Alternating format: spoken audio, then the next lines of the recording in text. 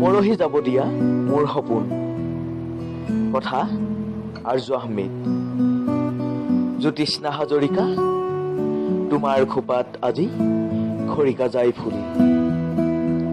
এদিন হয়তো মোৰ সপোন ফুলিব।